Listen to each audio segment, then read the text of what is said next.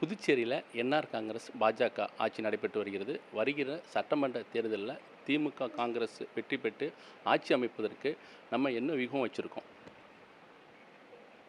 தமிழ்நாட்டு தேர்தலோடு சேர்ந்து தான் பாண்டிச்சேரி தேர்தல் வருது.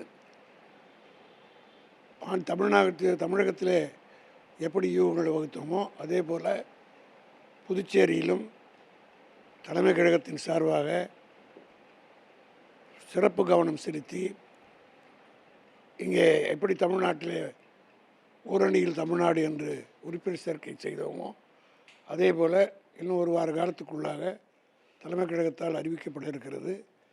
தமிழ்நாட்டில் எப்படி ஓரணியில் தமிழ்நாடு என்று போனோமோ அதே போல் புதுவை மாநிலத்தில் திராவிட முன்னேற்ற கழகத்தினுடைய உறுப்பினர் சேர்க்கை சென்ற முறை 15வது தேர்தலில் சேர்த்த உறுப்பினர்களை விட அதிகமான உறுப்பினர் சேர்ப்பதற்குரிய எல்லா விதமான நடவடிக்கையும் மாநில அமைப்பாளர்கள் இருவரும் அவர்களுக்கு அறிவுரை வழங்கப்பட்டிருக்கிறது. அதற்கேற்ப அவர்கள் விரைவில் ஆங்காங்கே தொகுதி கூட்டங்களை கூட்டி அதற்குரிய யூகங்களை வைப்பார். ஆக தமிழ்நாட்டிலும் இன்னும் சொல்லப்போனால் தமிழ்நாட்டிலும் பாண்டிச்சேரியிலும் இன்னும் ஒரு 5 மாதத்தில் தேர்தல் இருக்குது. 5 மாதம் என்றால் 150 நாட்கள். அதில் 50 நாள் Deepavali, Pongal, Christmas, new year இதெல்லாம் கழிச்சிங்கன்னா ஒரு 100 ஒர்க்கிங் டேஸ் தான் இருக்குது. இந்த 100 நாட்களுக்குள் எவ்வாறு பணியாற்றி ஆட்சியை தமிழகத்தில் பிடிப்பதற்கு நடவடிக்கைகள் மேற்கொள்ளப்பட்டு வந்திருக்கிறது. அதே போல் புதுச்சேரியிலும் திராவிட முன்னேற்ற கழகம் இந்த மாநிலத்தை ஏற்கனவே 3 முறை ஆண்டிருக்கிறது. ஃபருக் மரைக்காய் ஒருவரையும் டிஆர் வறுமை டி ராமச்சந்திரன் அவர்களும் ஆர்வி ஜானகிராமன் அவர்களும் 3 முறை திமுகவினுடைய ஆட்சி இங்கே நடந்திருக்கிறது.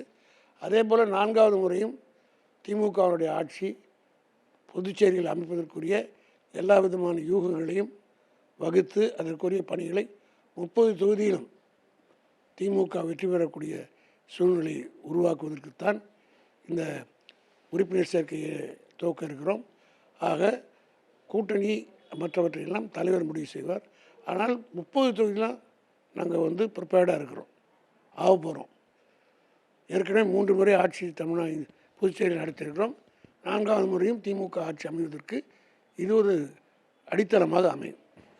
தமிழக பாஜகவில் யார் செல்வாக்கு மிக்க தலைவர்கள் என்பது குறித்து நயினா நாகேந்திரனுக்கும் அண்ணாமலைக்கும் ஒரு கருத்து மோதல் ஏற்பட்டிருக்கு. இதை நீங்கள் எப்படி பார்க்குறீங்க? மற்ற கட்சிகளை பற்றி நாங்கள் எப்பவுமே கவலைப்படுறதில்லை. எப்போவுமே திமுகவும் நாங்கள் தண்ணி கவனம் ஆப்ரஹாம் லிங்கன் சொன்ன மாதிரி we are polishing our shoe, அவ்வளோதான்.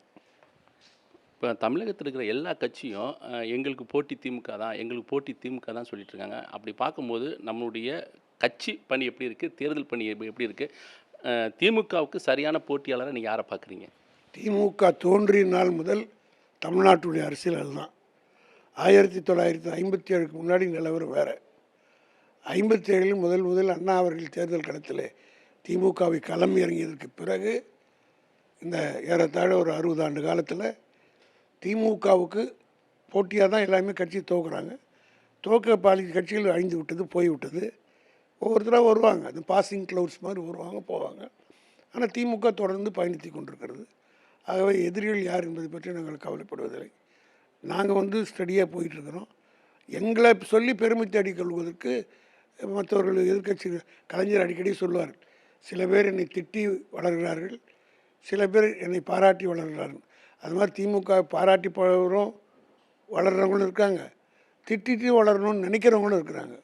ஆக பொதுமக்கள் திமுகவுக்கு இருக்கிற அங்கீகாரத்தை யாராலும் அதில் குறிப்பாக இந்த 76 ஆண்டு காலத்தில் அண்ணா காலத்தில் கலைஞர் காலத்தில் இல்லாது தளபதி மு.க. ஸ்டாலின் காலத்தில் இன்றைக்கு இருக்குது. இந்தியாவை உற்று பார்க்கிற ஒரு மாநிலமாக தமிழ்நாட்டை அது மாதிரி தொடர்ந்து 2019 அவர் தலைவர் பொறுப்பு ஏற்றுக்கொண்டதற்கு பிறகு 2018 கலைஞர் மறைந்தார். அதுக்கு பிறகு 2019 இன்றைக்கு வரை எல்லா தேர்தலிலும் வெற்றி தான். ஒவ்வொரு தேர்தலிலும் இம்ப்ரூவ்மெண்ட்டு தான் ஆகிட்டுருக்கு. கொஞ்சம் பாராளுமன்ற தேர்தலில் அதுக்கு முன்னாடி 19 39 தான் ஜெயித்தோம், போன பிறகு 40 ஜெயித்தோம். அதனால் ஒரு தேர்தலும் ஸ்கோர் பண்ணிகிட்ருக்கோம். வர இருக்கிற சட்டமன்ற தேர்தலும் தமிழ்நாட்டிலும் பாண்டிச்சேரியிலும் திமுக ஆட்சி அமையும். பாண்டிச்சேரியில் 30 தொகுதி இருக்குது. திமுக காங்கிரஸ் கூட்டணி தான் இப்போது வரைக்கும் இருக்குது. நீங்கள் 30 தொகுதியிலும் வேலை செய்யணும்னு நீங்கள் வந்து சொல்லியிருக்கீங்க. அப்போ அதே நிர்வாகிகளுக்கும் உத்தரவிட்டிருக்கீங்களா? 30 தொகுதி இப்படி தமிழ்நாட்டில் 234 தொகுதியிலும் திமுக ஒருங்கிணைவோம் தமிழ் என்று ஓரணியில் தமிழ்நாடுன்னு சொன்னோமோ அதே மாதிரி இங்கேயும் 30 தொகுதியிலும் நாங்கள் உறுப்பினர் சேர்த்து ரெடியாகும். கூட்டணி பற்றி தலைவர்கள் முடிவு செய்வார்கள். அதுக்கப்புறம் அதுக்கேற்ற மாதிரி வேலை செய்வாங்க. ஆனால் 30 தொகுதியிலும் போட்டியிடுவதற்கு நாங்கள் தயாராக எல்லா விதமான ஆயத்தங்களும் செய்வதற்கு தமிழ்நாட்டில் எப்படி 234 தொகுதி செஞ்சோமோ அதேவேளை புதுவை மாநிலத்திலும் 30 தொகுதியிலும் கான்சன்ட்ரேட் பண்ணுவோம். திமுகவை விமர்சனம் செய்யும் கட்சிகளுக்கு நீங்கள் என்ன சொல்கிறீங்க? திமுகவை விமர்சித்து தான் இந்த கட்சி இவ்வளோ தூரம் வளர்ந்துக்கிட்டு இருந்தது. அண்ணா ரொம்ப அழகாக சொன்னார். அண்ணாவை காஞ்சிபுரத்தில் 62 தோக்கடிச்சிட்டாங்க. அவர் இல்லை தோக்கலைன்னா அசம்பிளியோடு தான் நின்று இருப்பார். தோக்கடிச்சதுனால டெல்லிக்கு போய் உட்காருங்க. அதுக்கு அண்ணா கரெக்டாக சொன்னார், என்னை திட்டி இங்கே உட்கார வச்சுருங்க, இன்னும் எந்த இடத்துல உயர்ந்த இடத்துல உட்கார வைக்க நினைக்கிறீங்களோ தெரியல, அந்த அளவுக்கு திட்டுங்கன்னு சொல்லிட்டார். அதனால் திமுகவை திட்ட நாங்கள் வளர்ந்துக்கிட்டு தான் இருக்கோம்.